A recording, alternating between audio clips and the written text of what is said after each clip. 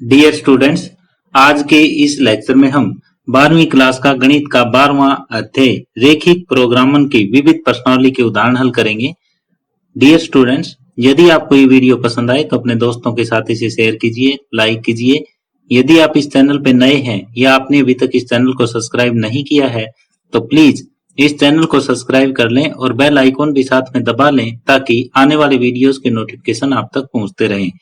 तो यहाँ हम आज के इस लेक्चर की शुरुआत उदाहरण नंबर 9 से कर रहे हैं। ये एक आहार समस्या है, यानी लीनियर प्रोग्रामिंग प्रॉब्लम जो है वो फूड प्रॉब्लम है। ये उदाहरण नंबर 9 दिया हुआ है कि एक आहारविद दो भोज्यों पी और क्यू का उपयोग करते हुए एक विशेष आहार तैयार करता है। यानी हमारे पास दो प्रकार के भोजन हैं, पी और क्यू। दो भोज्य हैं पी और क्यू, उनका उपयोग करते हुए एक विशेष आहार तैयार करता है। भोज्य पी का प्रत्येक पैकेट जिसमें 30 ग्राम अंतर्विष्ट है, तो ये पैकेट है, चाहे इसमें कितने ग्राम है इससे हमें कोई मतलब नहीं है। पी का प्रत्येक पैकेट में कैल्शियम के 12 मात्रक, लौह तत्व के 4 मात्रक, कोलेस्ट्रॉल के 6 मात्रक और विटामिन ए के 6 मात्रक अंतर्विष्ट है। जबकि उसी मात्र के भोज्य क्यू के पैकेट में कैल्शियम तत्व 3 मात्रक, लौह तत्व 20 मात्रक, कोलेस्ट्रॉल के 4 मात्रक और विटामिन ई के 3 मात्रक अंतर्विष्ट है। यानी यहाँ पे क्या क्या चीजें हैं, एक तो कैल्शियम है, दूसरा लौह तत्व, तीसरा कोलेस्ट्रॉल और चौथा है विटामिन ए। ये 4 तत्व हैं, ये पी के अंदर भी है और ये चारों तत्व क्यू के अंदर भी है। पी के प्रत्येक पैकेट में कैल्शियम के 12, लौह तत्व के 4, कोलेस्ट्रॉल के 6 और विटामिन ए 6 मात्रक है। दूसरा देखो, क्यू के एक पैकेट में कैल्शियम तत्व 3 मात्रक, कैल्शियम 3, लौह तत्व 20, कोलेस्ट्रॉल 4 और विटामिन ए 3 मात्रक है। और अब आगे देखो क्या कहता है, आहार में कम से कम 240 मात्रक कैल्शियम, यानी जो आहार अपना बनना है उसमें क्या चाहिए, या तो 240 या 240 से ज्यादा क्या चीज चाहिए, कैल्शियम। 240 या 240 से फालतू कैल्शियम चाहिए। लौह तत्व कम से कम 460 चाहिए, यानी ये या तो 460 हो या 460 से ज्यादा हो। कोलेस्ट्रॉल अधिक से अधिक 300 मात्रक अपेक्षित है, लेस देन इक्वल टू 300। प्रत्येक भोज्य के कितने पैकेटों का उपयोग किया जाए ताकि आहार में विटामिन ए की मात्रा का न्यूनतम किया जा सके। तो यहाँ पे विटामिन ए की मात्रा न्यूनतम हमें ज्ञात करनी है और ये पूरी की पूरी कंडीशन जो है वो फुलफिल होनी चाहिए। अब तक जो फूड प्रॉब्लम हमने देखी थी उसमें क्या था कि हमें न्यूनतम खर्चा निकालना था, न्यूनतम लागत ज्ञात करनी थी। अब की बार हमें क्या करना है, विटामिन ए की न्यूनतम मात्रा ज्ञात करनी है और ये सारी कंडीशन फुलफिल होनी चाहिए। तो इसके लिए अब हम शुरुआत करते हैं। ये जो टेबल हमने बनाई है इससे एक लीनियर प्रोग्रामिंग प्रॉब्लम यानी रेखिक प्रोग्रामन की समस्या हम तैयार करेंगे। वो इस तरीके से होगा कि न्यूनतम z बराबर 6x प्लस में 3y। हम ये मान लेते हैं कि जो p भोज्य है वो हमने मात्रा में x लिया है और q भोज्य है वो y लिया है। ये पैकेटों की संख्या, तो आप इस तरीके से लिख सकते हो, माना भोज्य p के पैकेट बराबर x और भोज्य q के पैकेट बराबर y हमने ले लिए। तो z 6x प्लस में 3y हो जाएगा। अब ये 12x प्लस में 3y बड़ा है और बराबर है 240 से, 4x प्लस में 20y बड़ा है और बराबर है 460 से, 6x प्लस में 4y छोटा है और बराबर है 300 से, x बड़ा बराबर 0 से, y बड़ा बराबर 0 से। ये व्यवरोध हुए और ये उद्देश्य फलन हुआ। अब इस लीनियर प्रोग्रामिंग प्रॉब्लम को हमें सोल्व करना है। अब जो ये रेखिक प्रोग्रामन समस्या है इसको हम हल करेंगे। तो सबसे पहले हम जो ये असमीकाएं हमें दे रखी है, इन असमीकाओं के अंतर्गत हमें समीकरण मानना है। यदि यहाँ पे चाहे ग्रेटर देन का सिंबल है चाहे लेस देन का सिंबल है, हम इसको बराबर में लेंगे। पहला काम हमारा यही होता है जब भी कोई लीनियर प्रोग्रामिंग प्रॉब्लम हमें सोल्व करनी है। तो सबसे पहले हमने समीकरण मान ली। ये 5 असमीकाएं दे रखी थी, इनके कोरस्पॉन्डिंग हमने 5 समीकरण मान ली। यहाँ पे बराबर का निशान आया, 500 की 500 ये रेखाएं हैं और इन रेखाओं का हम पहले ग्राफ खींचेंगे। ग्राफ से पहले इनकी हमें टेबल बनानी पड़ेगी। एक बार x को 0 रख के y का मान ज्ञात कर लेंगे, एक बार y को 0 रख के x का मान ज्ञात कर लेंगे। ऐसा हम तीनों समीकरण के लिए करेंगे, तीनों की टेबल तैयार कर लेंगे और ये टेबल का जो है फिर हम ग्राफ तैयार करेंगे। ये मैंने यहाँ पे ग्राफ तैयार करके दिखाया है। ये जैसे पहली हमारी रेखा है 12x प्लस 3y बराबर 240, तो 12x प्लस 3y बराबर 240 ये रेखा आ गई। 4x प्लस 20y बराबर 240 दूसरी आ गई। 6x प्लस 4y बराबर 300 तीसरी आ गई। क्योंकि हमारे पास दो दो पॉइंट है, दो दो पॉइंट को हम आपस में यहाँ पे मिला लेंगे। अब हमारे पास ये है असमीकाएं, तो इनका क्षेत्र हमें ज्ञात करना पड़ेगा। क्षेत्र में मूल बिंदु शामिल होता है या नहीं होता है, इस चीज से हमें यहाँ अंदाजा लगाना पड़ेगा। तो यहाँ जो क्षेत्र है वो x is equal to 0, y is equal to 0, ये असत्य आया, तो इसका मतलब मूल बिंदु इस क्षेत्र में शामिल नहीं है। कौन सी गेम है? 12x प्लस 3y, इसमें मूल बिंदु शामिल नहीं है, तो इसका विपरीत डायरेक्शन में ये क्षेत्र बनेगा, मूल बिंदु से विपरीत में। अब 4x प्लस 20y बड़ा है और बराबर है 460 का क्षेत्र हम ज्ञात करेंगे। यहाँ x बराबर 0, y बराबर 0 लिखोगे तो ये भी असत्य आया। तो 4x प्लस 20y बराबर 240, इसका भी मूल बिंदु से विपरीत दिशा में क्षेत्र बनेगा, मूल बिंदु इसके क्षेत्र में शामिल नहीं होगा। अब 6x plus 4y less than equal to 300 है। जब इसका क्षेत्र हम देखेंगे तो ये क्षेत्र जो है वो सत्य आया, तो मूल बिंदु इस क्षेत्र में शामिल होगा, तो इसका क्षेत्र इधर आ जाएगा। तीनों का कंबाइंड जो क्षेत्र है वो ये आया, तीनों का कंबाइंड क्षेत्र ये आ जाएगा। और इसके कॉर्नर के पॉइंट हम ज्ञात कर लेंगे। कॉर्नर का एक पॉइंट ये है, ये इस समीकरण को, और इस समीकरण को सोल्व करने से आएगा ये 15-20 है। ये इस समीकरण को और इस समीकरण को सोल्व करने से आएगा ये 40-15 है। ग्राफ से भी आप ज्ञात कर सकते हो, ग्राफ से करोगे तो ये 40 है, ये 15 की सीध में है। ये इधर x की 15 है, ये 20 की सीध में है। तो ग्राफ से भी आ जाएंगे और इक्वेशंस को सोल्व करने से भी आ जाएंगे। दोनों तरीके से ये पॉइंट हमारे पास आ जाएंगे। अब z का मान हम यहाँ पे 1, 2, 3 इन तीनों पॉइंट पे चेक करेंगे। तो यहाँ ये देखो, इस लाइन पे जब x 0 था तो y कितना है?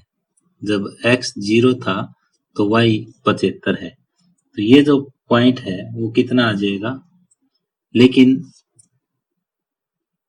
ये 0,75 पे नहीं मिल रहा, ये यहाँ कहीं मिल रहा है। तो इन दोनों रेखाओं को सोल्व करने पे ये पॉइंट आएगा। एक तो 12x प्लस 3y बराबर 240 और एक 6x प्लस 4y बराबर 300। इनको सोल्व करने से ये पॉइंट आएगा और ये पॉइंट आ जाएगा 2,72। ये गलती मत कर देना, कभी इस पॉइंट पे करो, क्योंकि ये जो क्षेत्र है ये पहले यहाँ पे कट हो रहा है, ये एक ऊपर जा रही है एक नीचे है, तो ये क्षेत्र जो कंबाइंड है वो 2,72, 15-20 और 40-15 इनसे घिरा हुआ है। तो यहाँ में z के बराबर मिला है 6x प्लस 3y। यहाँ z का मान 40-15 पे ज्ञात करेंगे।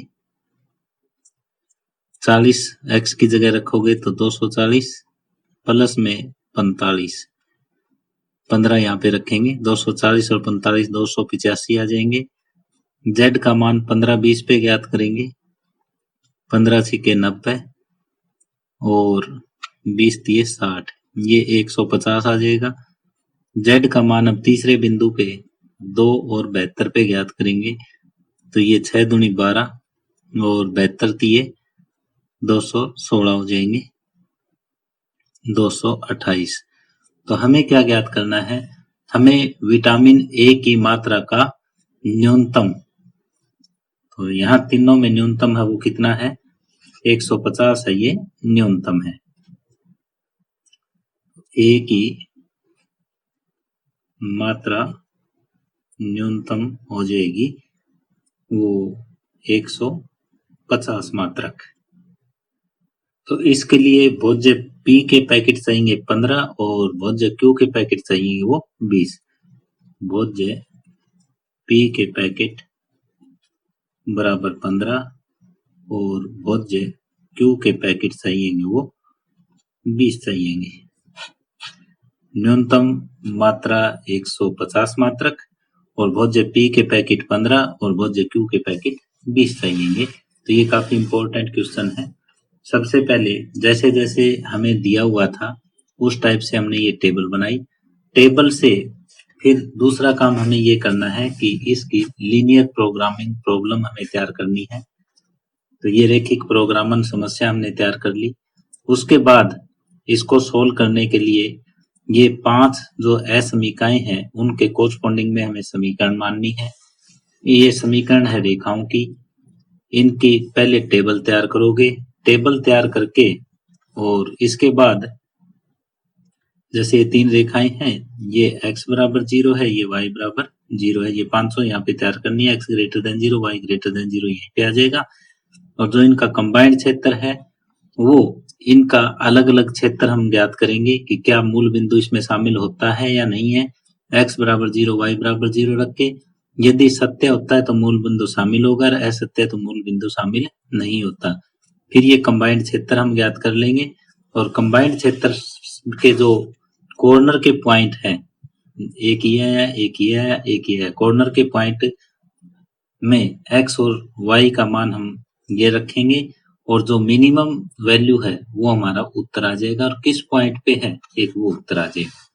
यहाँ ए की विटामिन ए की न्यूनतम मात्रा 150 है, भोज्य पी के पैकेट चाहिए हमें 15, भोज्य क्यू के पैकेट चाहिए 20। तो इस तरह से उदाहरण नंबर 9 कंप्लीट हुआ। आगे उदाहरण नंबर 10 है। ये उत्पादन संबंधी समस्या यानी मैन्युफैक्चरिंग प्रॉब्लम है। लीनियर प्रोग्रामिंग प्रॉब्लम की उत्पादन संबंधित समस्या का ये उदाहरण है। तो यहाँ पे हमें ये दिया हुआ है, एक उत्पादन के कारखाने में 3 मशीनें 1, 2 और 3 लगी है।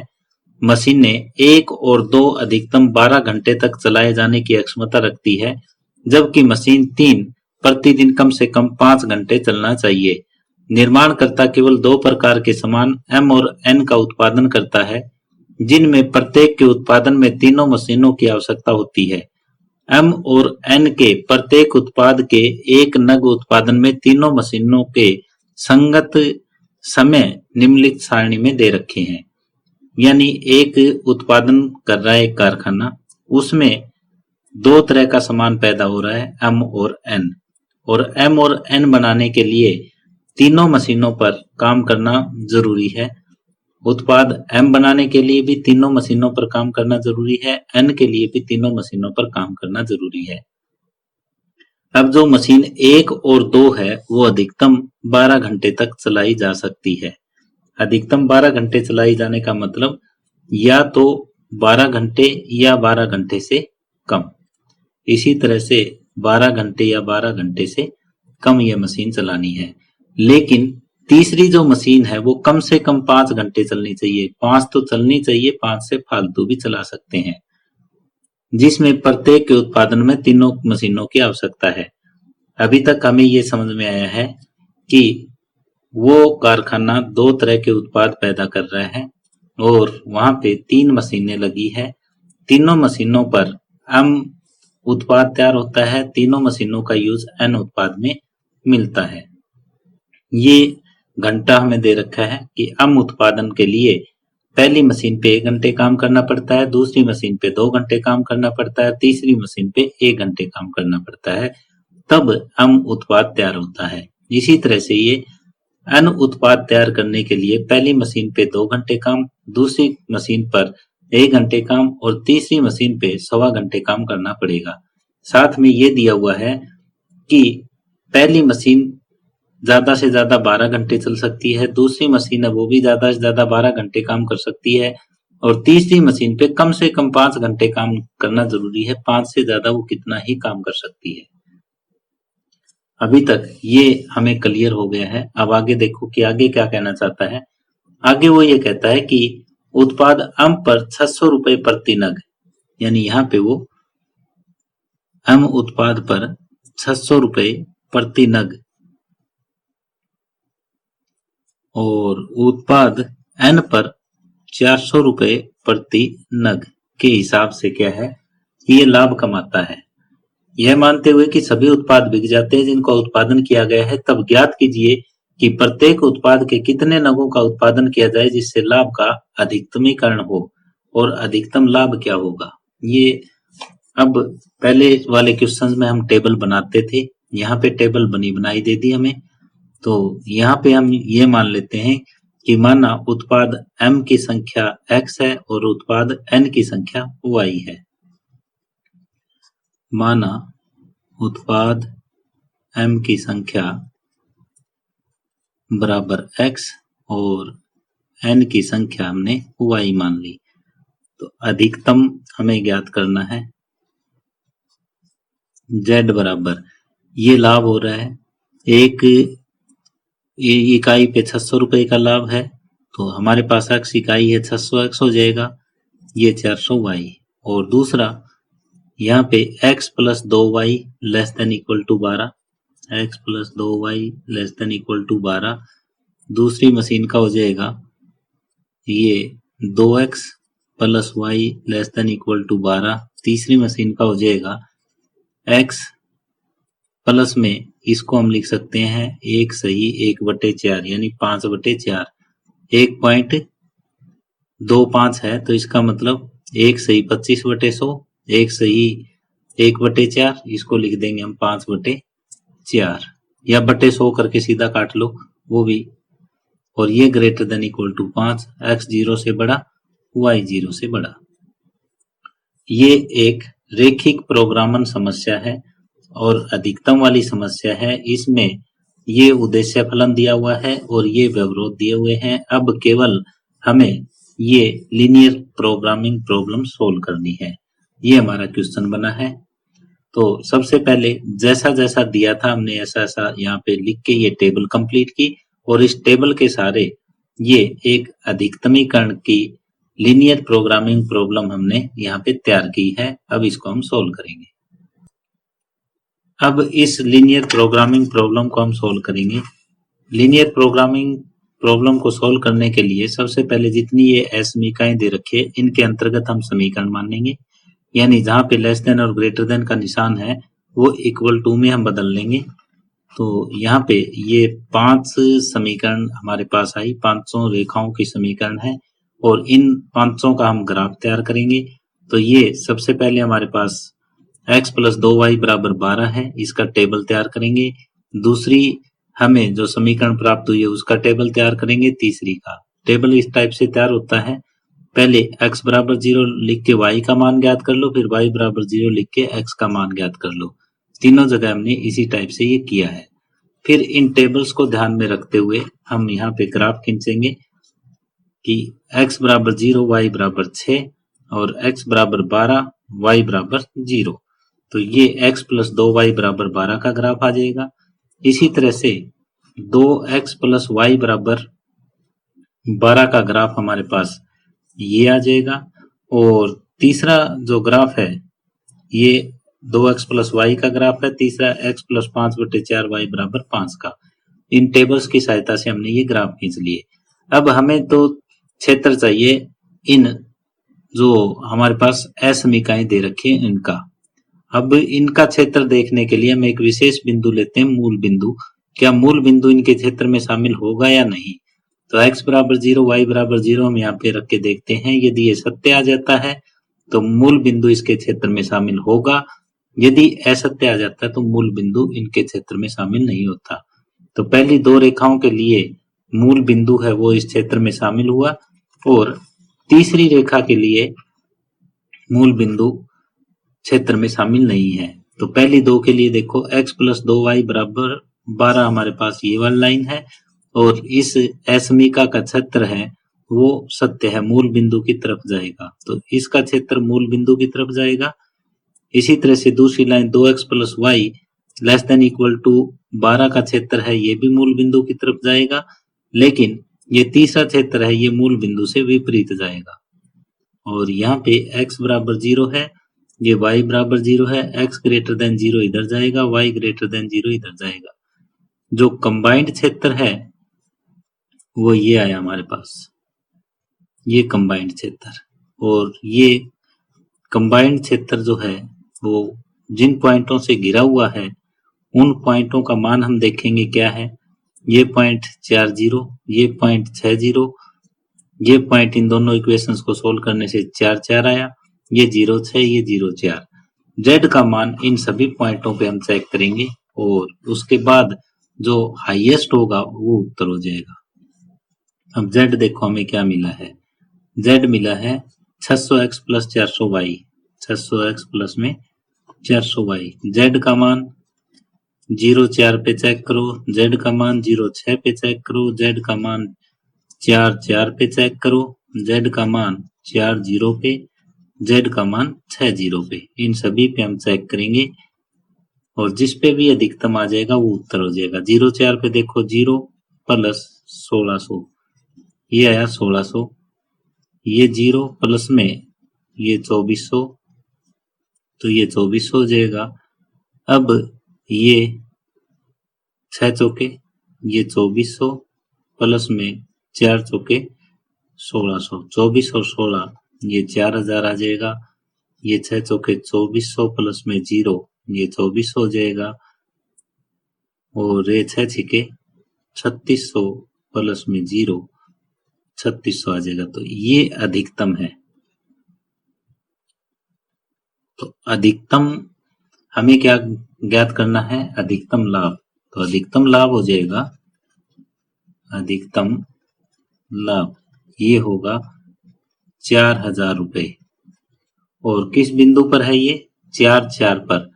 तो जो m उत्पाद m की संख्या है वो भी हमें 4 चाहिए, और उत्पाद n की संख्या है वो भी 4 होनी चाहिए, तभी हमारा लाभ है वो अधिकतम होगा।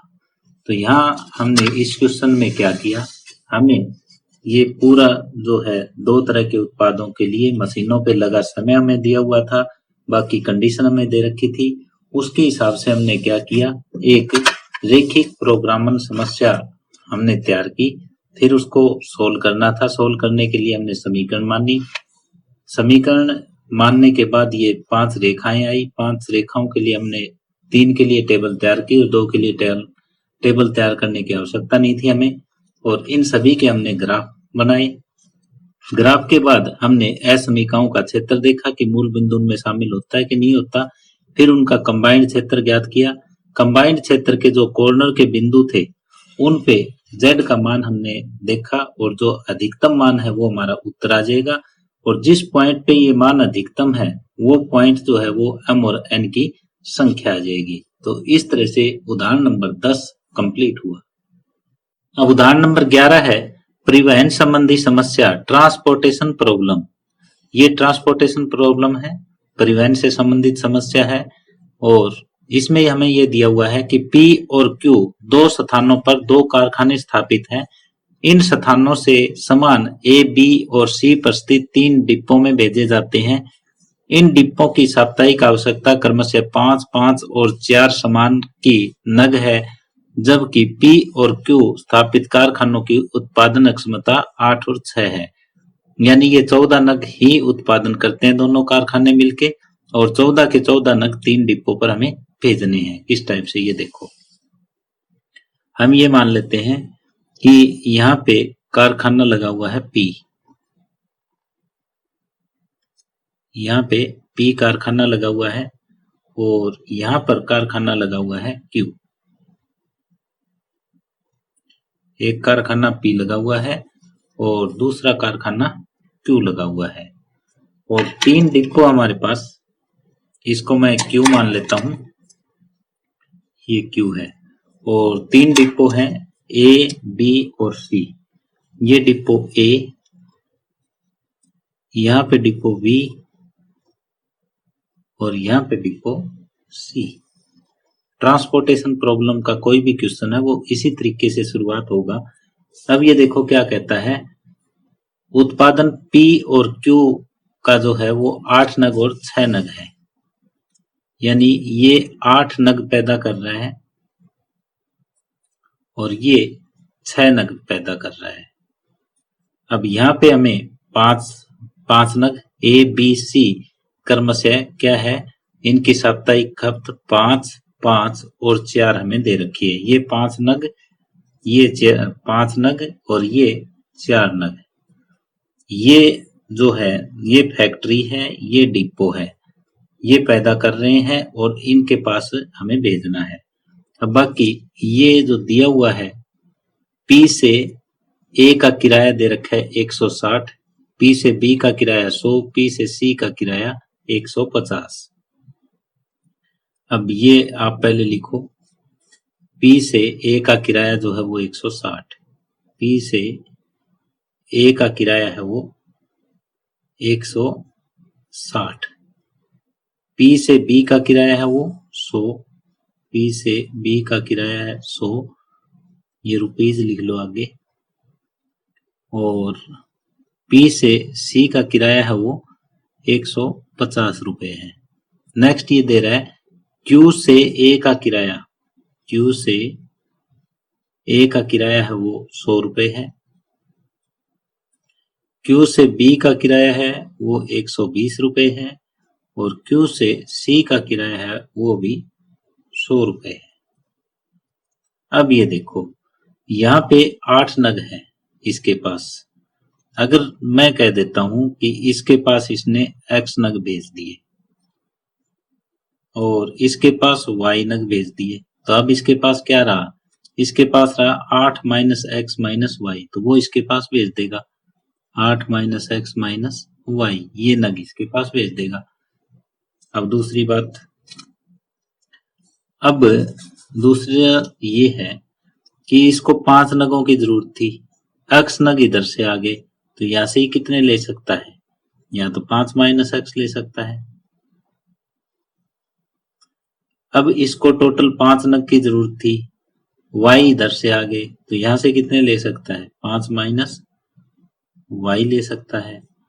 अब इसको 4 नग की जरूरत थी, 8 माइनस एक्स माइनस वाई इधर से आगे, तो कितने की जरूरत है इसको 4 minus 8 plus X plus Y, यानी x प्लस वाई माइनस 4 की, इतने नगों की इसको जरूरत है।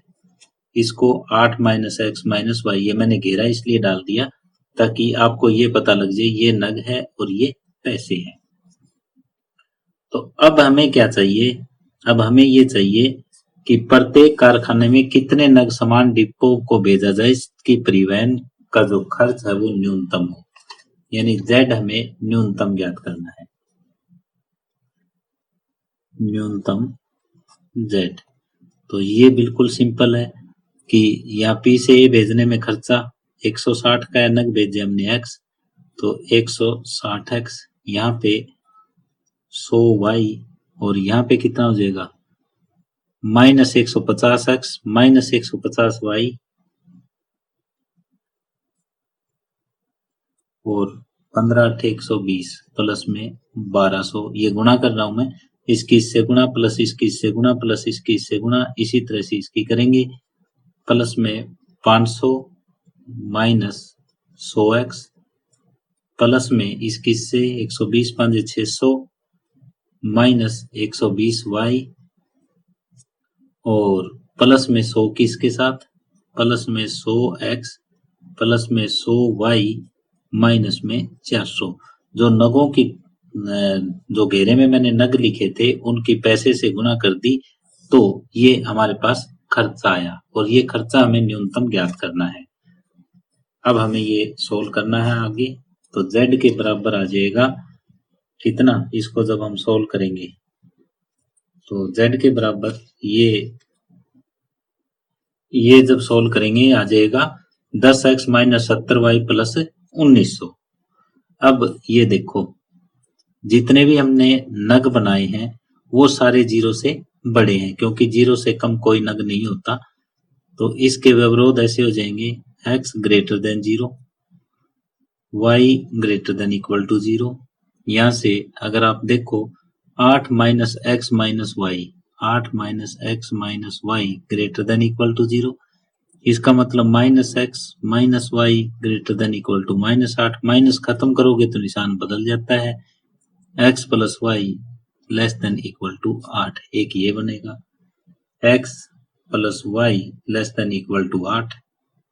यहां से देखो 5 minus x greater than 0, minus x greater than minus 5, तो x लेस देन 5 आ जाएगा, एक ये बना।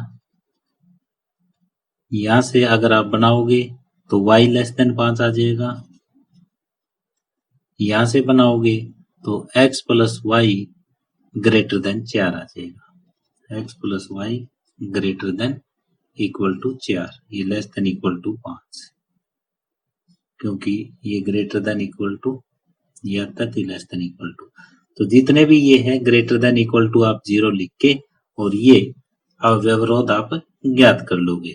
तो अब ये एक रेखिक प्रोग्रामन समस्या हमारे पास आई है और इसे हमें सोल्व करना है। ये पुराना क्वेश्चन हमारे पास बन चुका है, अब आगे मैं इसको स्पीडली सोल्व कर देता हूँ।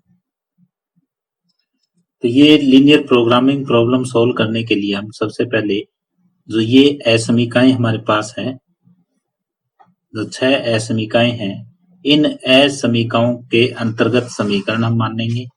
फिर इन समीकरणों की टेबल तैयार करेंगे, ग्राफ तैयार करेंगे और इनका क्षेत्र हम देखेंगे कि कहाँ है। तो इनका क्षेत्र देखो, ये पहले x प्लस वाई छोटा है और बराबर है 8, तो इसमें मूल बिंदु शामिल होगा। तो मूल बिंदु शामिल है तो इसका क्षेत्र इधर बनेगा। और x plus Y greater than equal to 4 में मूल बिंदु शामिल नहीं है तो इसका क्षेत्र मूल बिंदु से विपरीत डायरेक्शन में मिलेगा। अब y less than equal to 5 ये हो जाएगा, x less than equal to 5 ये हो जाएगा और यहाँ x बराबर 0, x greater than equal to 0 ये, और ये y बराबर 0 है तो y greater than equal to 0 ये। तो कंबाइंड क्षेत्र है वो ये बनेगा, ये कंबाइंड क्षेत्र। इस कंबाइंड क्षेत्र के ये हम पॉइंट ज्ञात कर लेंगे।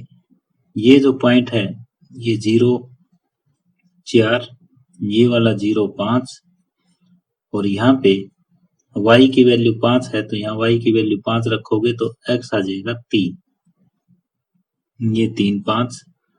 यहाँ पे x की वैल्यू 5 है तो ये जो वैल्यू है ये 5 3 आ जाएगी और यहाँ ये 5 0 और ये 4 0, 1 2 3 4 5 और 6, इन 6 बिंदुओं पर हम z का मान ज्ञात करेंगे।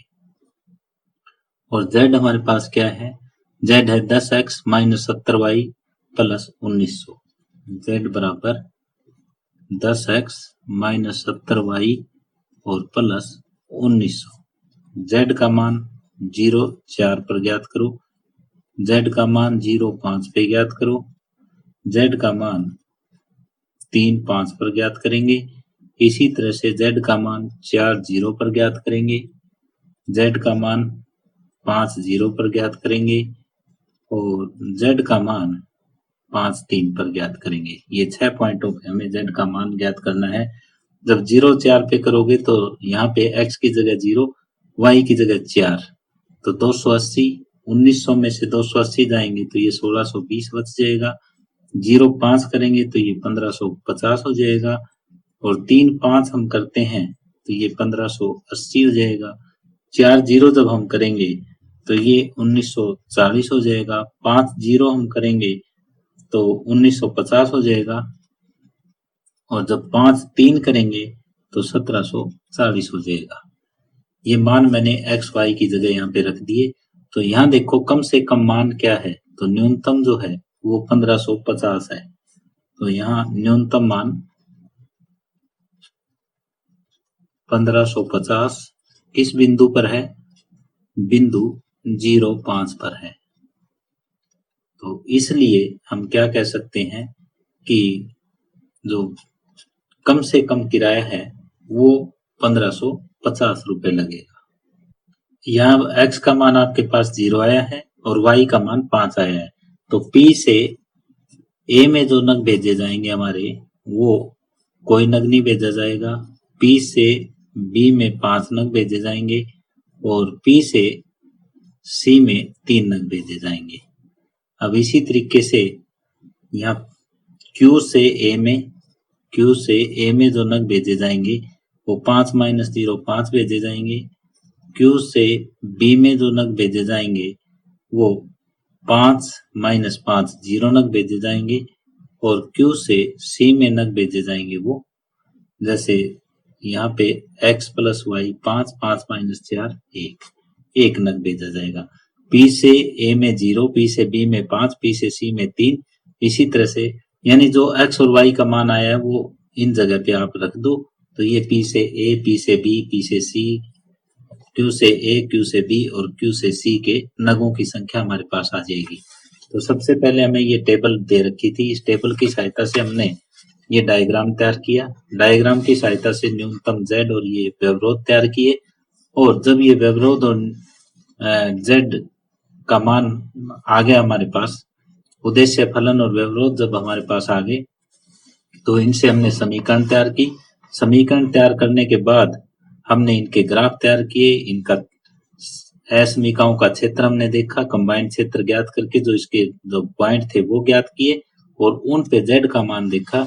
जो न्यूनतम मान है वो कम से कम खर्चा है और यहाँ पे जो बिंदु है वो x y के मान है, ये डायग्राम में हम रख देंगे।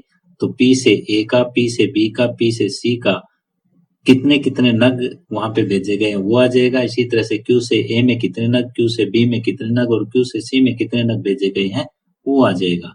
तो इस तरह से उदाहरण नंबर 11 कंप्लीट हुआ। डियर स्टूडेंट्स, यदि आपको ये वीडियो पसंद आई हो तो अपने दोस्तों के साथ इसे शेयर कीजिए, लाइक कीजिए। यदि आप इस चैनल पे नए हैं या आपने अभी तक इस चैनल को सब्सक्राइब नहीं किया है तो प्लीज इस चैनल को सब्सक्राइब कर लें और बेल आइकॉन भी साथ में दबा दें ताकि आने वाले वीडियोस के नोटिफिकेशन आप तक पहुंचते रहें। धन्यवाद।